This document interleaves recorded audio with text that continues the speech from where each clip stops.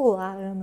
Aqui quem fala é ela, a Laura. Eu não sei o que eu tô fazendo, tô só conversando com você. Acho que eu tô carente. Olá, meu povo, seja bem-vindo a mais uma análise científica do MasterChef Brasil 2021.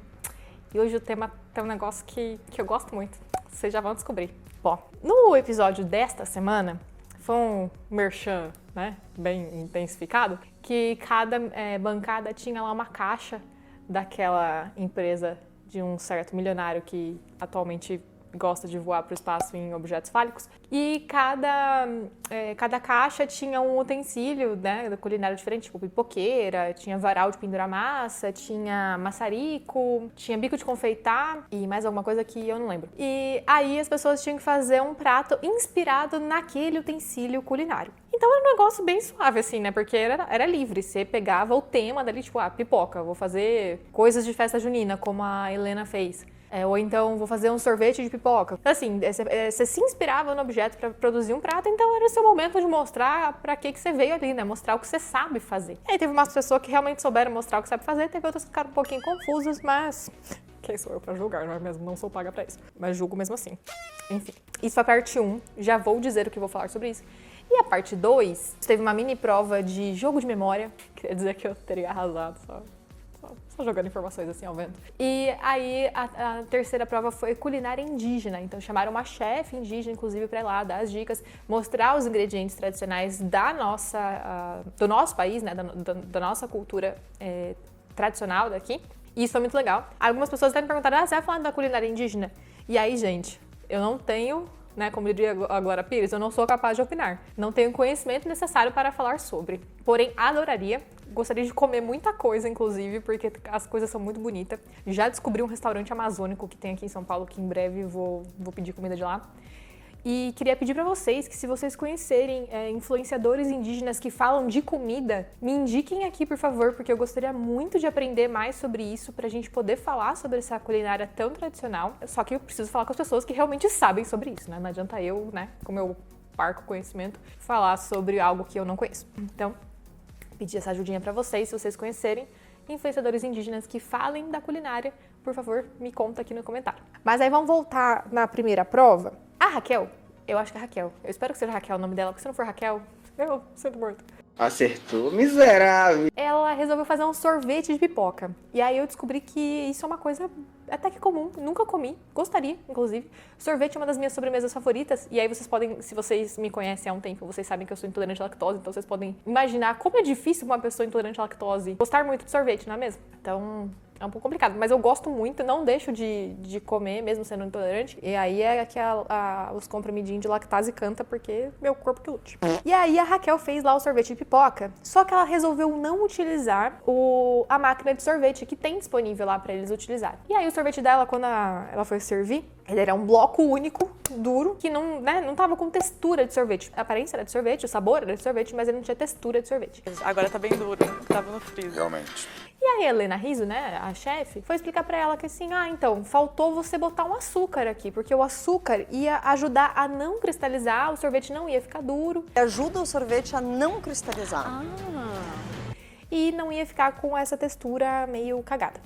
Ela não disse cagada, essas palavras são minhas, eu estou interpretando livremente o que ela disse. Relaxa! E aí é que eu quero chegar, gente, porque esse vídeo de hoje é sobre sorvete. E aí eu tô inconformada que até hoje a gente nunca tinha falado de sorvete nesse canal. Porque, sabe, gosto tanto e eu não gosto tão da hora. Porque, sabe por que é da hora? Vocês vão entender.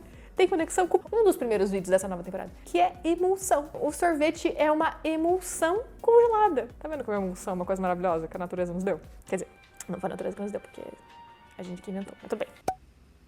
Então, o sorvete é uma emulsão congelada, só que para que ele fique com a textura, aquela textura agradável, que derrete na boca, que não tem cristais de gelo ali na boca, porque você sabe que um sorvete é ruim quando você põe na boca e ele parece uma raspadinha de gelo e não um sorvete de verdade. O sorvete tem que ter uma textura macia, aveludada e derreter, né? Então, quando isso não acontece, ou é um sorvete de baixa qualidade, ou ele teve um processo de congelamento ali que foi meio cagado no seu freezer mesmo, que às vezes o processo daqueles freezers frost free, ou seja, você não precisa descongelar para limpar, porque ele sozinho faz pequenos ciclos de descongelamento e recongelamento. E nisso, algumas coisas dentro do freezer podem acabar ficando com uma textura diferente. Então isso pode acontecer. E a terceira coisa que pode acontecer é o sorvete estar velho, porque com o tempo, os cristais de gelo, eles podem crescer. Um sorvete, ele vai ter 5 componentes básicos. Aí eu não tô falando de ingrediente, tô falando de componentes que dão pro sorvete a cara de sorvete. Então o primeiro componente são os cristais de gelo formados a partir da água que tem ali na mistura. O cristal de gelo, embora eu tenha falado que ele possa causar uma textura ruim pro sorvete, ele é importante para dar estrutura e corpo, para que o sorvete efetivamente esteja congelado, mas que ao entrar na nossa boca ele derreta. Então o cristal de gelo também faz muita parte desse processo de construção da estrutura do sorvete. Porém, o tamanho do cristal de gelo é que é o pulo do gato, porque se for um cristal de gelo grande, a hora que você botar na boca, você vai ter a sensação de raspadinha. E se for um cristal de gelo muito pequeno,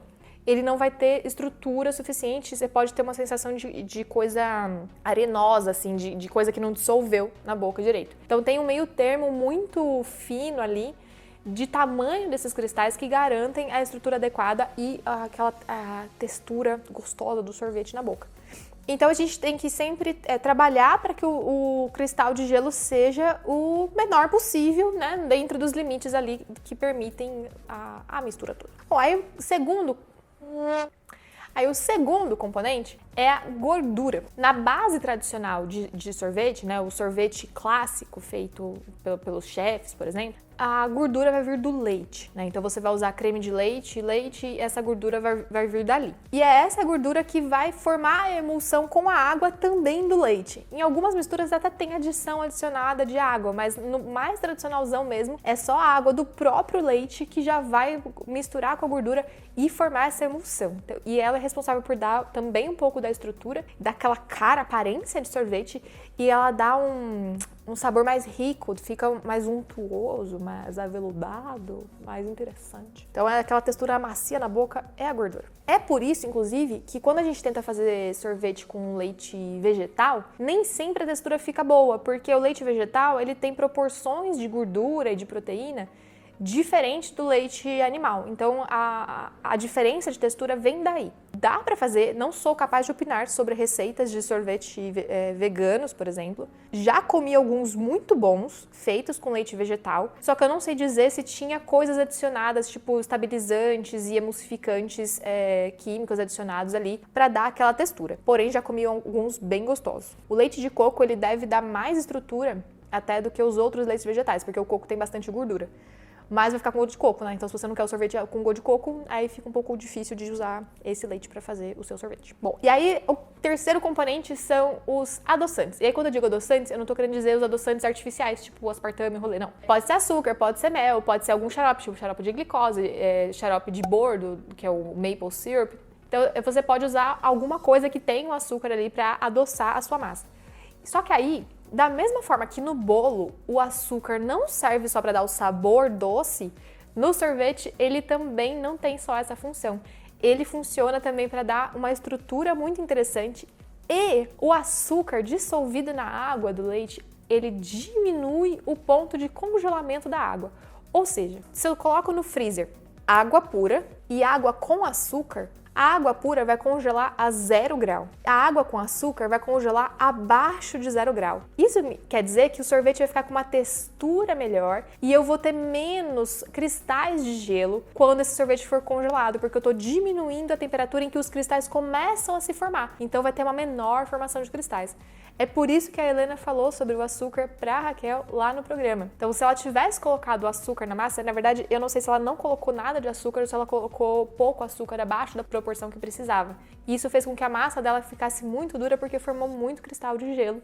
E se ela tivesse usado o açúcar, não teria acontecido isso. Bom, então é por isso que então quando a gente tenta fazer sorvete sem açúcar, seja porque você está de dieta ou porque você não pode comer açúcar, sei lá, por qualquer razão que seja, a textura vai ser bem diferente, porque a água vai congelar a 0 grau mesmo, ao invés de congelar mais baixo, e isso vai formar mais cristais, e aí, né, a gente fica com aquela textura meio cagada de cristal de gelo na boca, que não é legal. Bom, e aí o quarto componente é ar. Da mesma forma que no bolo a gente incorpora ar para ficar fofinho, no sorvete a gente também precisa incorporar ar para ficar fofinho, para ficar com aquela textura agradável de sorvete de verdade, não ficar um blocão de gelo na sua boca. Então quando a gente tem algumas formas de fazer sorvete em casa, né, o mais artesanal assim. Pode ser na batedeira, pode ser numa máquina de sorvete, que inclusive tinha lá no MasterChef, né? Como eu falei, e a Raquel não quis usar. Ela resolveu fazer na mão, ela bateu na mão. Acho que isso foi um outro rolê também. Ela em vez de bater na batedeira, ela bateu na mão. E aí incorpora menos ar ainda e isso ajudou o sorvete dela a ficar duro. Então quando a gente incorpora ar na massa do sorvete, esse ar ele vai ficar preso entre a água e a gordura e ele vai tanto dar um pouquinho mais de volume, né, pra massa, quanto fazer com que ela fique mais fofinha quando ela entrar na nossa boca. Só que aí tem um detalhe. Tem uns fabricantes de sorvete que é safado e que sabe disso. E aí eles incorporam ar por bosta no sorvete. Tem fabricante que incorpora 100% de ar. O que isso quer dizer? Que se eu tenho 100 ml de sorvete, ele incorpora junto 100 ml de ar e aí ele fica com 200 ml de sorvete. E aí quando você bota na boca, o negócio é metade ar. Você tá entendendo? Que coisa absurda. Às vezes a gente compra aquele sorvete industrializado e parece que, sei lá, 2 colherinhas não é suficiente. E quando a gente come um sorvete mais artesanal, esse sorvete, se você come 2 bolinhas, você já fica super satisfeito. E o sorvete industrializado não. A diferença é na quantidade de ar. Então, um sorvete mais artesanal, ele vai ter muito menos ar incorporado. Vai ter, né? Porque faz parte do processo de criação do sorvete. Mas vai ter muito menos ar incorporado do que os sorvetes industrializados, porque eles fazem isso para render mais. E a massa, né? Render mais potes. E eles, obviamente, lucrarem mais. Então, né? É isso aí. Assim, um sorvete de qualidade, desses mais artesanais, ele vai ter mais gordura do que ar. Então, por isso ele tem aquela textura mais rica na sua boca. E aí, o quinto componente são os sólidos, que aí podem ser tanto os sólidos do leite, tipo as proteínas e sais minerais do leite, quanto também coisas adicionadas, tipo pedaço de cookie, pedaço de chocolate, pedaço de castanha, coisas assim que você adiciona para dar sabor pro sorvete. Esses pedaços de coisas, além da proteína do leite, não são, né, claro, obrigatórios, mas alguns dos sabores eles sempre vêm. Esses sólidos, além de contribuir para o sabor, mesmo que eles sejam só a proteína do leite, eles também vão contribuir para formar menos cristais de gelo, porque eles meio que deixam a água menos livre, disponível ali na mistura para se juntar e formar cristal. Então, quanto mais sólido eu tenho, mais dificuldade as moléculas de água têm de se encontrar, porque elas têm que passar por várias coisas até uma molécula encontrar com a outra. Então isso dificulta também a formação de cristais de gelo e contribui para a textura final do sorvete. A textura final sempre vai ser um balanço entre o tamanho do cristal e a quantidade de ar incorporado na massa, porque isso vai fazer bastante diferença para o que você sente na sua boca, mas sendo que o tamanho do cristal vai ser o mais importante. Então quanto mais coisas eu tiver ali que retardem o início de formação do cristal, diminuam o tamanho deles, melhor. Então, o açúcar vai diminuir a temperatura de congelamento da água e isso retarda a formação de cristais, e a gordura e os sólidos vão fazer com que os cristais tenham um tamanho menor e formem menos cristais. Então, isso tudo contribui para a textura. Bom, e aí como é que junta, né, esses 5 componentes todos? Aí é o que eu falei, é uma emulsão. Uma emulsão de sucesso no seu sorvete garante um sorvete delicioso. E aí, eu queria só fazer um pequeno comentário, que no vídeo anterior, onde eu falava das emulsões, e eu fiz um pequeno Reels no Instagram, só para anunciar o vídeo, né, o que ia sair. E eu mostro, né, falo que óleo e água não mistura, aí eu mostro óleo e água misturado, mostrando a emulsão que eu tinha feito. E aí vieram algumas pessoas dizer que, mas não mistura, porque não é uma mistura homogênea. Assim, só que é o seguinte, gente, existem 2 tipos de mistura. A mistura homogênea, né, que uma coisa dissolve na outra e você não consegue separar, e a mistura heterogênea, que são as emulsões. Então existem esses 2 conceitos na química. Mistura quer dizer que eu estou vendo uma fase só, mas não quer dizer que essas 2 fases são inseparáveis. Então, numa homogênea, elas são inseparáveis, naturalmente, e na heterogênea, elas são separáveis e, com o tempo, conseguem separar tranquilamente. Então, a emulsão é uma mistura heterogênea, mas é uma mistura. E aí, a base clássica de sorvetes, que é o famoso sorvete de creme, é um creme inglês, que pode ser usado na confeitaria como meio que um molho, assim, que você bota por cima de algum doce, mas serve de base para os sorvetes. E ele é creme de leite, leite, gema e açúcar. O açúcar, como eu já mencionei, vai ajudar a reduzir o ponto de congelamento da água, vai dar o sabor adocicado. O creme de leite, o leite traz a gordura, a proteína e a água para a mistura ali. E o ovo, ele serve como emulsificante. Se você já é cativo aqui do Nunca Viu Cientista, você já me viu falando sobre a lecitina que existe na gema do ovo, que é uma molécula que gosta de dar mão para a água, gosta de dar mão para o óleo e faz uma emulsão ser estabilizada. É assim na maionese, é assim no bolo e é assim no sorvete. Então, a gema do creme inglês é que vai garantir a estabilidade da emulsão e fazer com que o seu sorvete não se separe, né? Não fique uma mistura de água e óleo que vai se separar. Você pode fazer esse creme inglês clássico, né? O creme de leite, leite, gema e açúcar. E aí, você vai, a partir disso, começar a bater e a congelar e resfriar essa mistura até que ela vire sorvete. Numa produção comercial, mesmo que seja pequena e artesanal, esse sorvete precisa ser pasteurizado, porque a gente está trabalhando com substâncias, né, a partir dos derivados de leite e dos ovos, e isso pode estar contaminado com bactérias patogênicas. Então, o sorvete tem que ser pasteurizado para garantir a segurança alimentar de quem vai consumir aquilo. Bom, e depois que a gente faz esse creme, a gente tem que homogeneizar muito bem para garantir que a gordura vai estar muito homogeneamente, uniformemente distribuída ali no líquido, né, na água do leite. Ter gotinhas bem pequenininhas, porque isso aumenta tanto a estabilidade da emulsão, quanto também a percepção melhor de textura que a gente tem quando a gente come. E ao mesmo tempo que a gente vai homogeneizando para a gordura atingir a textura correta, o tamanho de gotícula correto, a gente também está incorporando ar. E isso vai garantir aquela textura fofinha do sorvete quando a gente comer, que fica uma delícia. E aí é que a máquina de sorvete traz uma grande vantagem, porque enquanto ela homogeneiza a massa, ao mesmo tempo ela já está incorporando ar. Então ela está deixando tudo homogêneo e incorporando ar e resfriando de forma gradual, e isso garante que a gente tem uma textura com a quantidade de ar certa, o tamanho de gotícula de gordura certo e a temperatura de congelamento dos cristais ali certo também, que vai resfriando aos poucos, porque a velocidade de congelamento da água também influencia no tamanho dos cristais. Se eu conseguir fazer um congelamento homogêneo relativamente rápido, os cristais não vão ter tempo de se juntar e formar cristais grandes. Se eu faço um congelamento muito lento, pode ser que eles tenham tempo de formar esses cristais muito grandes. Então a máquina de sorvete também ajuda nisso. Dá pra fazer na batedeira em casa? Dá. Mas dá um trampo desgraçado, você tem que botar no freezer, aí tira do freezer, bota na batedeira, bate. Aí volta pro freezer, tira do freezer, bota na batedeira, bate. Então, assim, dá um trabalho bem considerável até que ele atinja o ponto de sorvete, porque você tem que ficar realmente batendo muitas vezes para fazer o que a máquina de sorvete faria sozinho. Então, caso você goste muito de sorvete e faça muito sorvete em casa, pode ser que a máquina de sorvete seja um bom investimento para você. Caso contrário, faz que nem eu, só compra quando tem vontade e tá tudo certo. E aí, nessa questão do congelamento, né, do rápido, do devagar, existe o sorvete feito com nitrogênio líquido, que você já deve ter visto, se vocês acompanham programas de culinária, sempre tem algum tio lá, maluco, que faz vou fazer sorvete, aí pede nitrogênio líquido para produção, né? Tipo, eu sempre acho isso incrível. Tem sempre o nitrogênio líquido disponível para as pessoas. E aí, o que acontece? O nitrogênio líquido, ele tá a menos 200 graus Celsius, mais ou menos, então é uma temperatura muito, muito, muito baixa. Quando você adiciona nitrogênio líquido na massa de sorvete, o congelamento é praticamente instantâneo. Com o congelamento instantâneo, não dá tempo dos cristais de gelo se formarem em grandes tamanhos, né?